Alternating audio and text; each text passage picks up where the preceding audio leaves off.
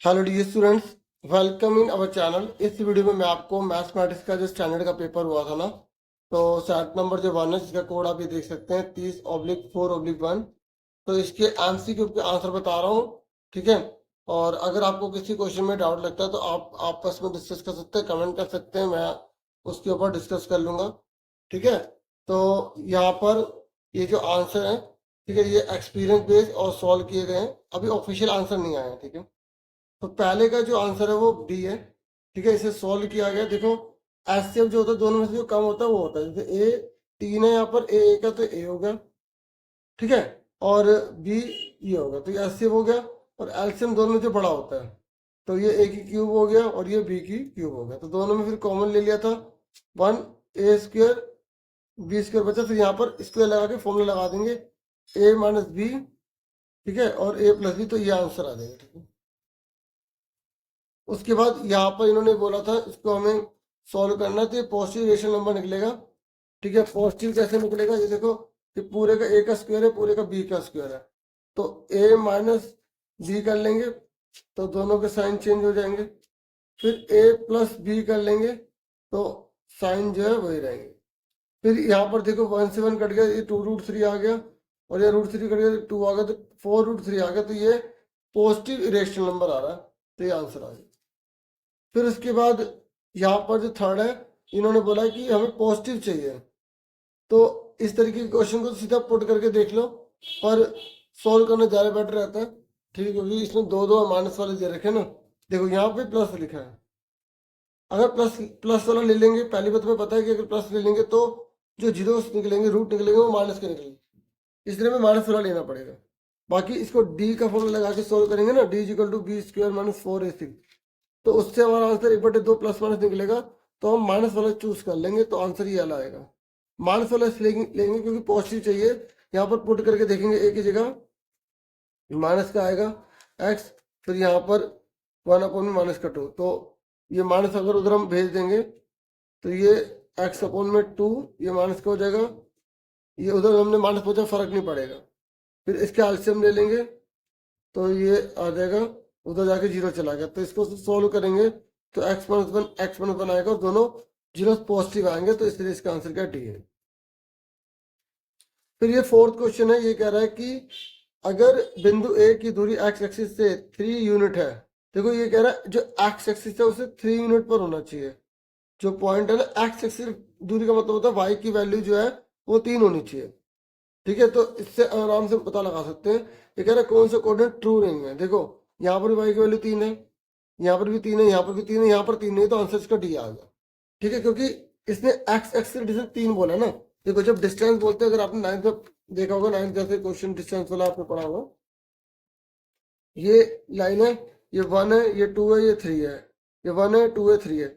अगर x axis distance बोल रहा है तो हम 1 2 3, ये एक्स एक्सिस से दूरी 3 है, तो वाई की वैल्यू लेते हैं ना, तो वाई की वैल्यू किस में 3 नहीं है, यहाँ पर वाई की वैल्यू 3 नहीं है। माइनस प्लस दोनों चलेगा, क्योंकि डिस्टेंस माइनस में कभी नहीं होती, नीचे हो या ऊपर हो, वाई की वैल्यू कोई भी चल सकती है, लेकिन वहां पे 3 होना चाहिए, तो यहाँ पर 3 नहीं है, तो इसका आंसर डी आ गया, ठीक है। मैं आपको बता भी रहा हूँ कि उसका रीजन क्या है, ठीक है। फिर ये कह रहा है 5वां क्वेश्चन है, एक थैले में लाल गेंदों की संख्या काली गेंदों की संख्या की से 10 अधिक है, यदि इस थैले में, इस तरीके से इंग्लिश में आप पढ़ लो, 3/5 है, मैं पूरा पूरा पढ़ के नहीं बता सकता, थोड़ा सा सोन और भी करवा रहा हूँ, तो देखो यहाँ पर लिखा है रेड बॉल, और यहाँ पर लिखा है एक बॉल और है ब्लैक बॉल। तो रेड बॉल जो है वो जो 10 ज्यादा है, तो ब्लैक बॉल को हमने एक्स मान लिया, तो रेड बॉल कितने आ गए, x + 10 आ गए, ठीक है। तो अगर हमें प्रोबेबिलिटी रेड बॉल की निकालनी है, तो रेड बॉल की प्रोबेबिलिटी कैसे निकालेंगे, रेड बॉल ऊपर लिखेंगे, टोटल नीचे लिखेंगे, टोटल दोनों को जोड़ देंगे, तो इक्वल टू में रेड बॉल की प्रोबेबिलिटी कितनी दे रखी है, 3/5 दे रखी है। तो अब इसको सोल्व कर लो, x + 10, x कितना होगा 2x + 10, क्रॉस मल्टीप्लाई कर दो, 5x 50, 3 2 6x 30, तो प्लस का 6x माइनस का हो जाएगा 30, माइनस का हो जाएगा, तो माइनस का x माइनस का 20, तो x कितने का 20, तो हमारे पास जो ब्लैक बॉल है वो 20 है, तो रेड बॉल कितने आ गए 30, दोनों टोटल कितने होगी 50, और 10 का गैप है, तो 50 आंसर आ गया इसका, ठीक है। तो इस तरीके से फिर उसके बाद नेक्स्ट क्वेश्चन है, ये 6 क्वेश्चन है, यहाँ पर इसने बोला है कि इसके अपर में अनेक हल है, ठीक है, हिंदी में देखते रहना। इसके इन्फिनिट मैनेज सॉल्यूशन है, तो जब मैनेज सॉल्यूशन होता है तो A1 अपॉन में A2, B1 अपॉन में B2 लगा लेंगे, ठीक है, इतना बहुत है, आगे का हमें क्या जरूरत नहीं है। ये कितना P, और ये देखो A2 कितना है यहाँ पे, ये रहा 12, ठीक है, और B1 कितना है इसका, y वाले को लेंगे 3, और इस वाले y वाले में कितना है P, फिर क्रॉस मल्टीप्लाई कर देंगे, P का स्क्वायर 36, तो 36 रूट में हो जाएगा, प्लस वन लगाना पड़ेगा, तो 6 आंसर आ गया, ठीक है। तो इस तरीके से यहाँ पर मैंने सोल्यूशन बोला है तो प्लस माइनस 6 लिख देंगे। फिर यहाँ पर इन्होंने बोला है कि सी की वैल्यू बताइए, तो देखो इस प्रकार के क्वेश्चन को ना पता है कैसे करना था। यहाँ पर देखो हमें सी की वैल्यू पूछी है, पहले तो तीनों एंगल निकाल लो, ये 8 का है, 60, ये 40 का आ गया, तो हमें सी का पूछा, तो सी जो है वो, सी जो है ना वो किन के बीच में है, 6 और 3 रूट 3 के बीच में है, तो इसके जैसे प्रोपोर्शनल कौन सा, 6 का डबल 12, 3 का डबल ये, तो इन दोनों के बीच में ये है, तो इन दोनों के बीच में ये है, तो ये 40 तो ये भी 40 होगा, ठीक है। तो इस तरीके से हमें इसका आंसर देना था, ठीक है। अब जैसे ए बी सी है, तो अब बच्चा सी से आर सोचेगा, तो आर कैसे हो सकता है, आप यहाँ देखो इन्होंने ये तो ऐसे जनरली लिख दिया ना, तो यहाँ पर इन्होंने सी के बारे में पूछा ना, ठीक है, सी के बारे में पूछा है, अगर हम आर लेंगे तो आर देखो ये आर किसके बीच में है, 7.6, 6.√3, तो 7.6 का क्या है 3.8, ठीक है, और ठीक है ये है, और 6√3 ये है, तो ये ए क्या आ रहा है ना, ठीक है, जबकि हमें यहाँ पे सी पूछा, तो सी किसका 6 और ये वाला, तो इन दोनों के बीच वाला है, तो हमें इस तरीके से लिखना होता है, तो इसका आंसर क्या आ गया, डी आ गया। फिर उसके बाद ये इन्होंने बोला कि कौन सा प्रूव करेंगे, तो यहाँ पर जब हम इसे सॉल्व करेंगे तो ये 30 वाला सॉल्व करते हैं, ये अभी इसका आंसर ये नहीं है, ठीक है, मैं इसको करके दिखाता हूँ आपको। देखो यहाँ पर हमने इसमें सीधा पुट कर लो, tan2 a की जगह क्या रख लिया 30, ठीक है, और 3 tan यहाँ पे लिख दिया 30, तो ये कितना हो गया tan60 हो गया, और ये tan30 ही रहेगा, तो tan60 की वैल्यू कितनी होती है, tan60 की वैल्यू होती है √3/1 होती है, ठीक है, और ये 3 tan30 की वैल्यू कितनी, 1/√3, ये कट गया, तो यहाँ भी √3 बचा, यहाँ भी √3 बचा, तो √3 बराबर √3 आ गया, तो इसका आंसर जो है हमारा कितना आ जाएगा 30 आ जाएगा, ठीक है, डी आंसर है इसका, ठीक है, ये नहीं है इसका आंसर, ओके। फिर ये कह रहा है कौन सा सही है, तो ये जो cos20 है ना, ठीक है, क्योंकि cos में क्या होता है, पहले वैल्यू बड़ी होती है फिर छोटी होती चली जाती है, तो यही सही था, बाकी सारा यहाँ पे गलत दे रखा है, ठीक है, ये आंसर आ गया।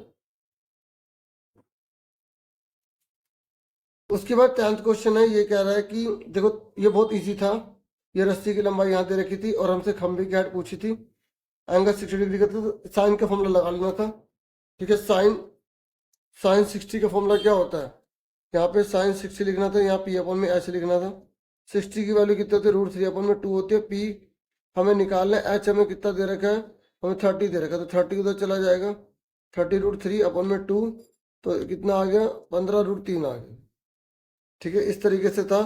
फिर 11th क्वेश्चन है, यहाँ पर ना देखो हमें इससे बोला है ऐसे बना के गड्ढे बोल दिया इसने, अब यहाँ पे डिप्रेशन बोल रहा है, तो अगर जैसे इसने बोला है कि on the top of the face of the wooden cube, अगर एक वुडन क्यूब देखो, क्यूब में तो सारी की सारी साइड इक्वल होंगी, ठीक है, और हेमिस्फीयर जो 0.35 का है, ठीक है, सुन रहे मेरी बात। तो अब देखो जैसे हमने एक क्यूब लिया, एक क्यूब लिया, तो अब उसमें से हम जब उसे क्या करेंगे, हेमिस्फीयर को ऐसे काटेंगे, तो नीचे स्पेस बनेगा, तो अगर हम पूरे क्यूब की बात करें, पूरे क्यूब की बात करें, तो इस तरीके से जितने भी सारे के सारे होंगे सब में हमें यूज करना पड़ेगा डिप्रेशन। अब देखो एक तो इसका 20 आंसर बन रहा है, लेकिन मेरे हिसाब से जो है ना यहाँ पे पूरे क्यूब की हम बात करेंगे, ठीक है, मैक्सिमम बोला है, ठीक है, तो on the top of the face of the wooden cube of the side centimetre hemisphere depression of the radius इतना centimetre are to be form by taking out of the would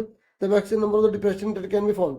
अब इसमें ना एक ये है कि अगर हम खाली एक को लें तो उससे 20 आ रहा है, लेकिन अगर हम सारे से ले तो मैक्सिमम जो है वो 100 बन सकते हैं, क्योंकि वैसे तो 127 के अराउंड आ रहा है, तो 100 बनेंगे बीच में स्पेस देने के लिए, क्योंकि हमें इस प्रकार की शेप बनानी है ना, गड्ढा बोल रहा है, तो इसके आंसर के लिए जो ऑफिशियल है उसी का वेट करना पड़ेगा, ठीक है ना। तो मैं 100 पे टिक करूंगा, बाकी 20 भी इसका अगर खाली एक को लेके कह रहे हैं तो ये भी हो सकता है, ठीक है। तो अब मेरे हिसाब से भी है, ठीक है।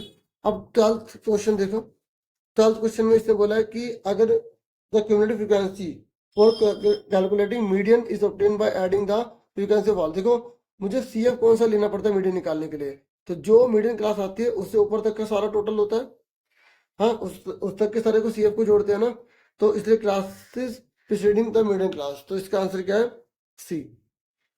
ठीक है, जैसे मीडियन निकालना होता है, जैसे 0 से 20, 20 से 40, 40 से 60, 60 से 80, तो 2, 8, 11, तो सी एफ निकाल रहे हैं तो 3, 11, ठीक है, और 11, 22। और मान लो मीडियन जो है ना वो यहाँ आ रहा है, इसके ये आ रहा है इंटरवल ये वाला, ठीक है, सॉरी ये आ रहा है, तो हम इससे ऊपर वाले जो 11 उसको मीडियन बोलते हैं ना, तो हमने जो ऊपर वाला लिया तो इन दोनों को तो जोड़ा, इस हिसाब से आंसर जो इसका सी है। फिर इससे ये तो बहुत इजी था। मीन दे रखा है 10, मीडियन दे रखा है 11, आपको मोड निकालना है, तो यहाँ पर तो हमें सिंपल फॉर्मूला लगा देते हैं, mode is equal to 3 median minus 2 mean. तो मोड कितना दे रखा है? मोड जो है हमें नहीं मालूम, और 3 मीडियन कितना है? देखो मीडियन उन्होंने बाद में लिखा है 11, और मीन उन्होंने पहले लिखा है, ठीक है, तो 33, 20, तो 13 आंसर है। फिर उसके बाद देखो यहाँ पर, ये देखो इसने बोला कि इसकी ये रेडियस निकालनी है, तो ये आर है, ये पूरा 2r, आर हुआ, आर आर कितना हो गया यहाँ पे? आर का स्क्वायर बन जाएगा, ठीक है, और क्योंकि ये 2 हो जाएगा तो इसका जब हम रूट करेंगे तो रूट अंदर आ जाएगा, आर बाहर आ जाएगा, तो √2r बन जाएगा, आंसर ये आ जाएगा, डी आंसर आ जाएगा इसका, ठीक है।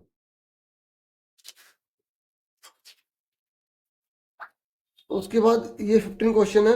ये कह रहा है, देखो ये आपकी बुक में 10.2 क्वेश्चन है ना, आपको पता होगा कि जब सर्कमस्क्राइब करता है और पैराग्राम होता है तो वो रोम्बस होता है, तो 1, 5 है तो सारे 5, 5 होंगे, तो सीधा 20 आंसर आ जाना था, ठीक है, 20 इसका आंसर आ जाना था। ठीक है, 16 क्वेश्चन मैं आपको करके दिखाता हूँ 16 क्वेश्चन कैसे होगा। तो ये हमने ट्रायंगल ए बी सी लिया और यहाँ पर ई और एफ ले लिया, ठीक है। तो यहाँ पर ए ई कितना है? 1, ये 1 है, और ए एफ कितना है? 1, ये भी 1 है, ठीक है। इसने बोला ई बी कितना है? 2, ये 2 है, और एफ सी भी 2 है, ठीक है। तो हमने क्या करा, हमसे ना रेशियो जो दे रखी है नीचे की दे रखी है, इसकी निकालो। तो जब ऐसा दे रखा, हम दो ट्रायंगल को अलग अलग कर लेते हैं, ए ई एफ और ए बी सी हमने इसको अलग अलग कर लिया, तो ये ए ई कितना है? 1, ठीक है, मेरी बात सुन रहे हैं, और ये ए बी कितना है हमारा? पूरा कितना हो गया? 2 और 1 3 हो गया, इसलिए इससे आसान रहता है, सुन रहे मेरी बात। और हमें ये निकालना है। अब देखो, तो जब ये सिमिलर है, क्योंकि जब पैरेलल है तो सिमिलर भी होगा, ए ई बट्टे में ए बी ले लिया, ऐसे ई एफ बट्टे में हमने बी सी ले लिया, ई एफ बट्टे में बी सी ले लिया, तो ए ई कितना है? 1, ए बी कितना है? 3, और ई एफ हमें पता नहीं है, बी सी क्योंकि हमें रिलेशन निकालना है, तो क्रॉस मल्टीप्लाई कर दो, B C equal to 3 E F, तो ये हमारा आंसर आ गया, ठीक है, बी सी इजिकल टू 3 ये आंसर आ गया, डी आ गया, ठीक है। उसके बाद इन्होंने बोला है कि ना अगर पावर 3 है तो कौन सी बात सत्य है? देखो ये कह रहा है डिस्टिंक्ट, मतलब एक भी सेम नहीं होगा। देखो अब कहने का मतलब ये है कि जब हम ये हमें यहाँ पे कोई बता तो नहीं रखा, पर ये बोला है कि वो डिग्री 3 है, तो हो सकता है ना तीनों आंसर सेम निकल जाए। मान लो ये क्यूब है कोई ऐसा, इसको मैंने सोल्व करा तो इसके 3 जीरो निकलेंगे, हो सकता है तीनों जीरो 2 2 2 2 निकल जाए, तो तीनों डिस्टिंक्ट कहाँ हुए? ये कह रहा है हमेशा डिस्टिंक्ट निकलेंगे, तो हम ये लिखेंगे कि ज्यादा ज्यादा 3 डिस्टिंक्ट हो सकते हैं, हो सकता है 2 डिस्टिंक्ट हो जाए, एक अलग हो जाए, हो सकता है तीनों ही अलग अलग हो जाए, हो सकता है तीनों सेम हो जाए, तो इसलिए इसका आंसर डी है,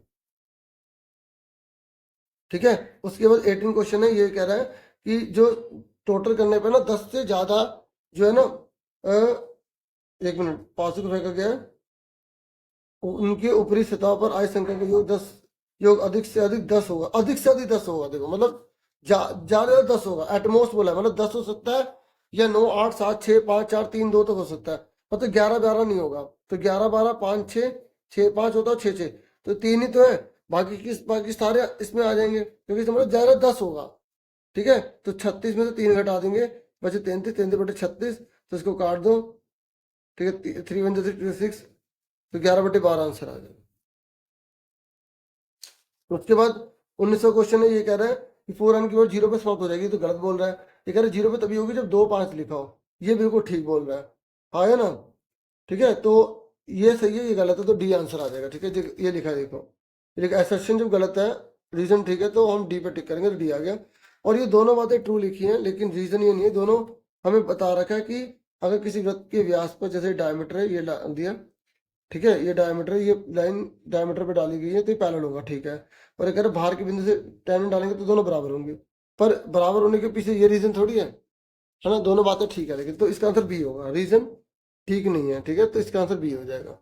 ठीक है, अब देखो मैंने आपको 20 तक बोले थे, 20 तक मैंने करवा दिए, बाकी आप पेपर देख लो।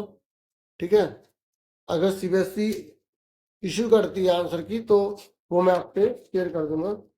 ठीक है, बाकी 20 तक मैंने करा दिए, किसी पे अगर कोई डाउट है तो आप डिस्कस कर सकते हैं। ठीक है, अब आप पूरा पेपर देख लीजिए, ये बुक के क्वेश्चन तो आपने करा ही होगा है ना, वो इसमें एक्स निकालने के लिए दे दिया।